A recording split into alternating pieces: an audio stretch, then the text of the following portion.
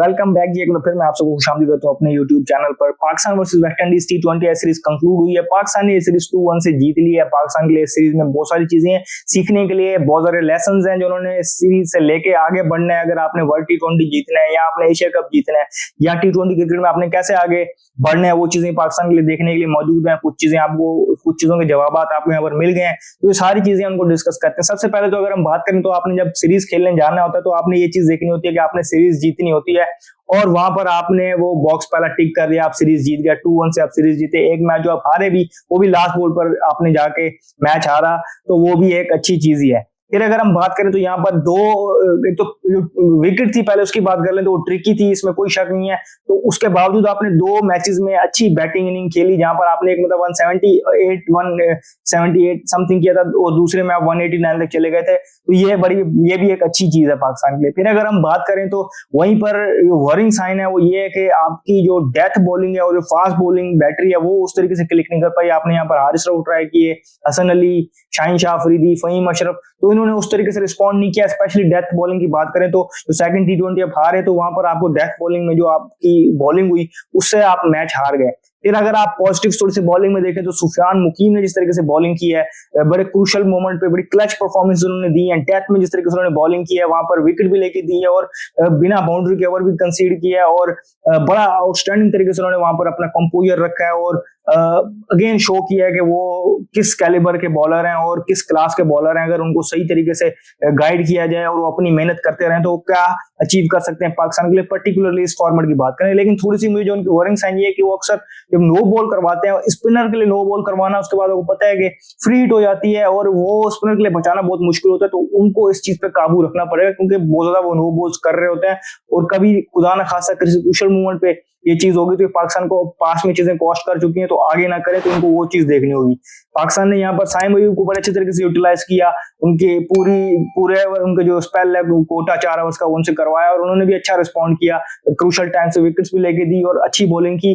कभी कहीं ना कहीं अगर आप देखेंगे 4 ओवर कर रहे हो तो एक आधा ओवर उनका पिट जाता है क्योंकि वो प्रिडिक्टेबल हो जाते हैं, रेगुलर स्पिनर नहीं है उनके पास, ज्यादा वो वाली वैरायटीज नहीं है और जब प्रिडिक्टेबल हो जाते हैं तो रन के लिए वो चले जाते हैं और बैट्समैन उनको लाइन अप कर लेते हैं, तो ये चीजें होती हैं। तो उनको भी अपनी बॉलिंग में थोड़ी सी वेरिएशन लानी पड़ेगी मजीद, ताकि बैट्समैन उनको लाइन अप ना कर सके। मोहम्मद नवाज की जहां पर बॉलिंग की बात की जाए, पहले तो सिलेक्शन पे मैंने जो उन पे सवाल उठाए थे वो मेरे एज इट इज उस जगह पर मौजूद है, ऑप्शंस थे हमारे पास, लेकिन यहाँ पर उनको जब स्पिन फ्रेंडली कंडीशन मिली, जो उन्होंने खुद बताया कि ऐसी कंडीशन में उनको सिंपल प्लान होता है, उनको ज्यादा कुछ करना नहीं पड़ता, तो उनको वो सक्सेस मिली और वेस्ट इंडीज के अगेंस्ट उनका रिकॉर्ड वैसे भी बेहतर है, तो वो उन्होंने सक्सेस एंजॉय की, उन्होंने अच्छी बॉलिंग की। तो स्पिनर्स के पॉइंट ऑफ व्यू से हमारी ये सीरीज बड़ी अच्छी की, उन्होंने अच्छी बॉलिंग की। बैटर्स के बारे में बात करें तो हसन नवाज जिस तरीके से राइज कर रहे हैं और यहाँ पर जिस तरीके से उन्होंने क्रूशियल इनिंग्स के लिए क्रूशियल मौकों पे आ गए और अच्छे स्ट्राइक रेट से मिडिल ओवर्स में जिस तरीके से वो पाकिस्तानी इनिंग को लेके चल रहे हैं गोइंग फॉरवर्ड, बड़ा इंपॉर्टेंट होगा एशिया कप में भी और वर्ल्ड T20 में भी, जिस तरीके से वो मिडिल ओवर्स में आके बाउंड्री हिटिंग करते हैं और साथ में अभी उनमें ये सेंस आ गया कि थोड़ा अपने आप को टाइम देते हैं। जब अपने आप को टाइम देके खेलेंगे तो वो जो है इफेक्टिव साबित होंगे।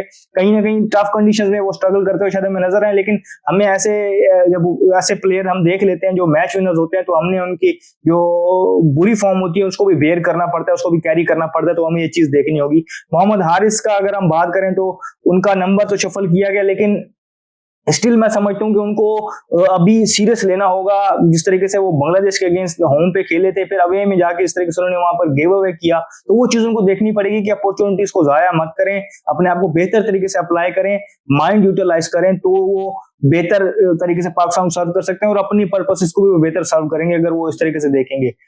ओपनर्स की अगर बात की जाए तो साहिबजादा फरहान और साइम अयूब ने बड़ी अच्छी वहां पर यहाँ पर पार्टनरशिप लगवाई, मैच विनिंग पार्टनरशिप लगवाई और दोनों ने टॉप पे एक ट्रिकी कंडीशंस में अच्छे तरीके से बैटिंग की, ये पाकिस्तान के लिए भी अच्छा साइन है। तो ओवरऑल अगर हम बात करें तो आगे जाके हमें ट्रिकी कंडीशंस मिलेंगी वर्ल्ड T20 में, पर्टिकुलरली अगर बात करें श्रीलंका में, तो हमें वहां पर ये चीज देखनी होगी कि पिच को असेस करना पड़ेगा कि, और पास का आपको मिल जाएगा डेटा कि यहाँ पर विनिंग टोटल क्या है। काफी सारी कंडीशन ऐसी है श्रीलंका में जहां पर आप 140 130 इवन करके जीत जाते हैं, तो वहां पर आप 190 200 करने वाली अगर आप पहले करते हुए बैटिंग करेंगे तो कहीं ना कहीं फिर आप वेल टारगेट से पीछे रह जाएंगे और फिर आप जो आपने आपको बेहतर चांस नहीं दे पाएंगे मैच जीतने का। तो इस हवाले से आपको देखना पड़ेगा, असेस कर लें कंडीशन को। आपको पता है कि यार यहाँ पर आपने पहले 10 ओवरों में अगर विकेट नहीं लूज की, जिस तरीके से हमने देखा कि लास्ट मैच में हुआ है, यहाँ पर लास्ट T20 आई में कि आपने 70 रन किए, 70-80 रन किए हुए थे वहां पर आपने, तो उसके बाद आपने एंड में कैपिटलाइज कर लिया।